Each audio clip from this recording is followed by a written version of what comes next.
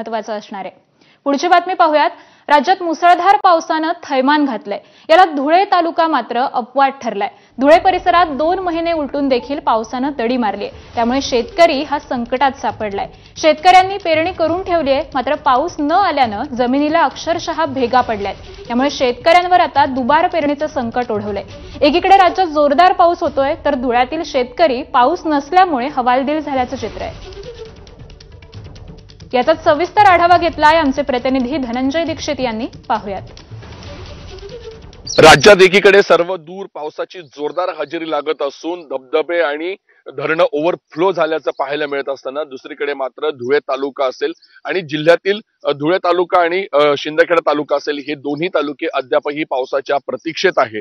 त्याच्यामुळे एकीकडे शेतकऱ्यांनी पेरण्या केलेल्या असल्या तरी दुसरीकडे मात्र शेतकऱ्यांना अजूनही दमदार पावसाची प्रतीक्षा आहे। आता मी धुळे तालुक्यातील नकाणे या गावात आहे। या ठिकाणी आपण बघू शकतोय की कपाशी असेल या पिकांची लागवड जी आहे ती शेतकऱ्यांकडून करण्यात आली आहे। मात्र दुसरीकडे दमदार पावसाची प्रतीक्षा कायम असताना या ठिकाणी शेतकऱ्यांना अजूनही पुरेशा प्रमाणात पाऊस न झाल्यानं आता ही पिकं जगवायची तरी कशी असा महत्वाचा प्रश्न या निमित्तानं उपस्थित होऊ लागलेला आहे। आपण बघू शकतोय की जमिनीला अक्षरशः भेगा पडायला सुरुवात झाली आहे।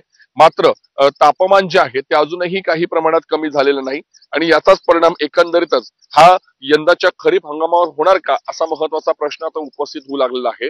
कारण धुळे जिल्ह्यामध्ये शिरपूर आणि साक्री तालुक्यामध्ये जोरदार पावसाची हजेरी लागते आहे। मात्र धुळे तालुका आणि शिंदखेडा तालुका अद्यापही पावसाच्या प्रतीक्षेत आहे।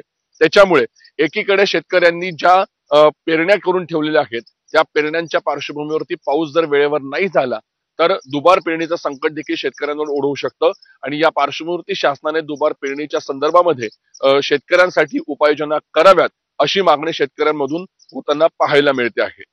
धनंजय दीक्षित, एबीपी माझा, धुळे।